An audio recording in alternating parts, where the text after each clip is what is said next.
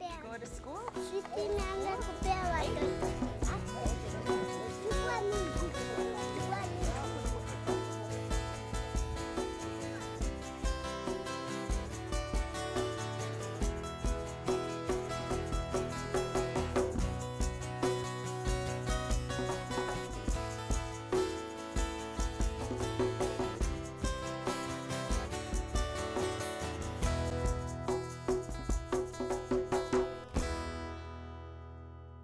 Kenya Initiative for Development and Sustainability is a charitable organization founded by Kat Ross. When Kat was just a little wee one, the siblings would be fighting amongst one another. She'd always be the first to say, "Stop, quit your fighting." Hated conflict, hated screaming and loud noises and all that kind of thing, and wanted peace. So she actually started quite young wanting peace. She taught me the word philanthropist, and she was definitely the guru of philanthropy. I started researching different opportunities to be able to work in an HIV/AIDS clinic in a developing country, and that's when I traveled to Kenya for the first time. Definitely not in favor of that. Yeah, that did not go over very well. No. In 2006, Kat embarked on her first journey to Africa. Through her own fundraising, Kat was able to bring some material donations to Kenya. She visited the Kibera slum, Mama Tunza orphanage, and worked in several clinics, including the Ushrika clinic in Kibera and both the Dagoretti and Nando HIV/AIDS clinics. She kind of told me a little bit about it. It's, to do with children and Africa, and, those two things, my hands went up, of course, because, charity and kids are always dear to my heart and to Shaw TV's heart. And Kat just had this enthusiasm and this determination that I just feel that this charity is so important.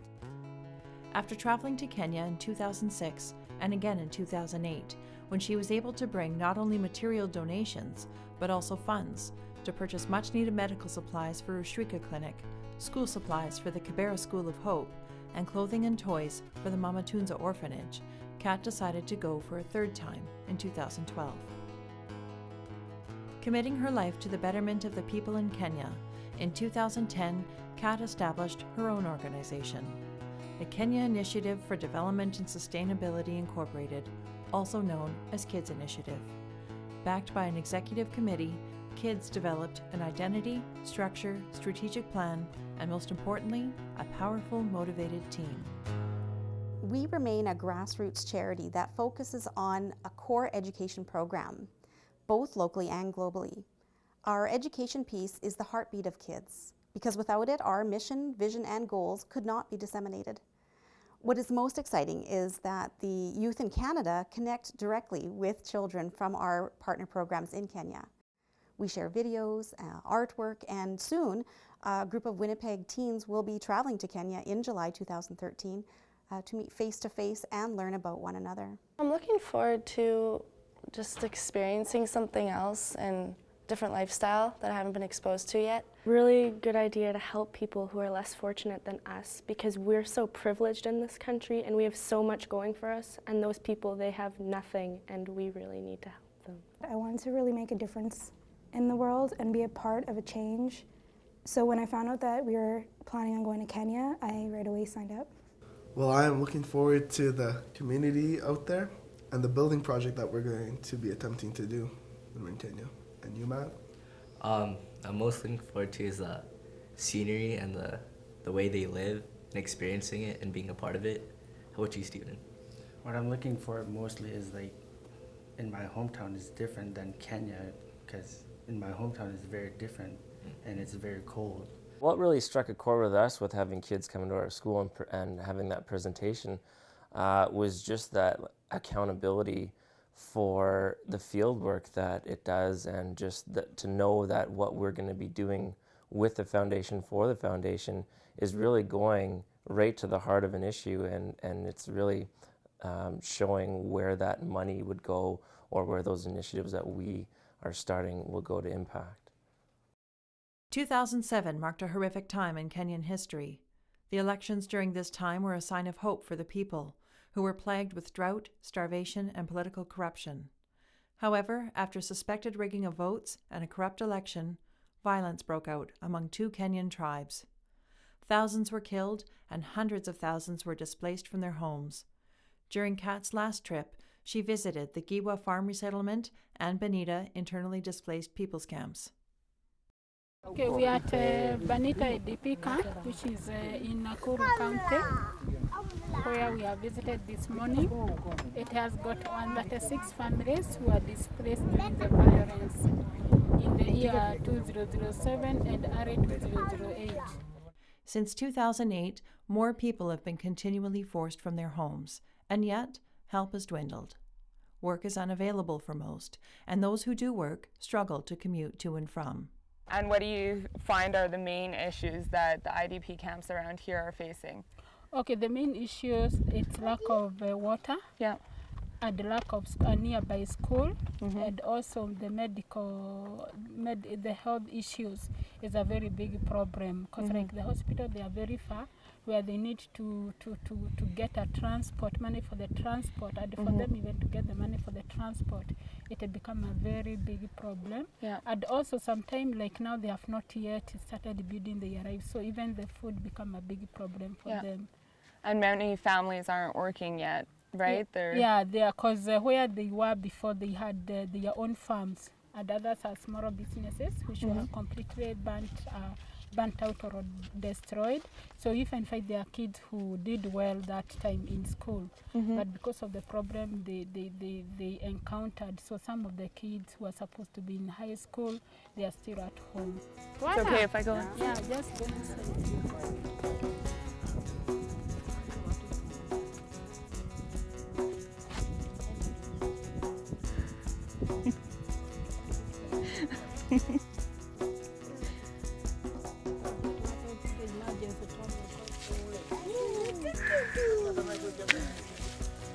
They are very joyful.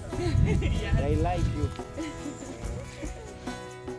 In Benita, the water supply is scarce and filled with diseases like cholera. Sewage and waste management is non-existent, and children have bleak hopes for attending school.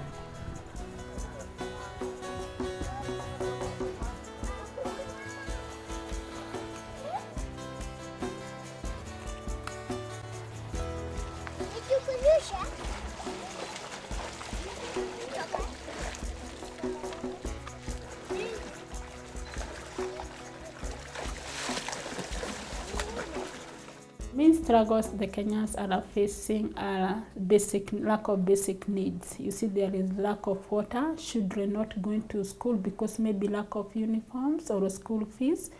And also, you'll see some of the families are not even able to feed themselves, and you'll find that they are orphans in some part of the in some part of the families who are not able to get the needs they require for them to keep moving. And also the issue of health become a very big problem in the needy Kenyans. In Kenya, nearly 1/4 of the population lives on less than $1 a day. Many children are acutely malnourished, and 9 in 10 children living in poverty do not complete a basic education. Hi, Jumbo. One of the biggest examples of this lies in one of Africa's largest slums, Kibera. Winnipeg, Manitoba is home to approximately 700,000 people and over 10 major medical centers. Downtown Winnipeg covers 1 square mile of the city, only slightly larger than Kibera. Try to imagine what it would be like to have 1.2 million people in Winnipeg's downtown. My name's Peter Gashanja Njera, and I live in Kibera, and welcome. But right now we're approaching 1.2 million. 1.2 million? Yes. Okay. An estimated 10,000 to 30,000 children have been caught up in the commercial sex trade.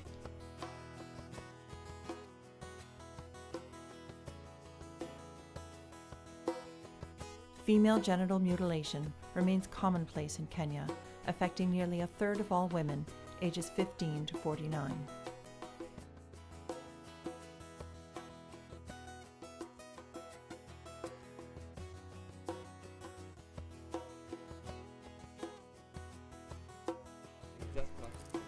want to be a cycle.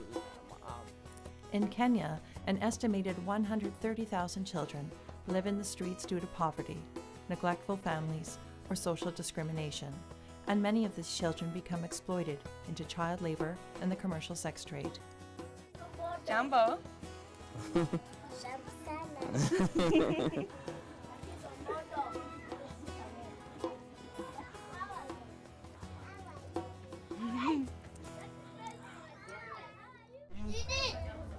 Sema, how are you?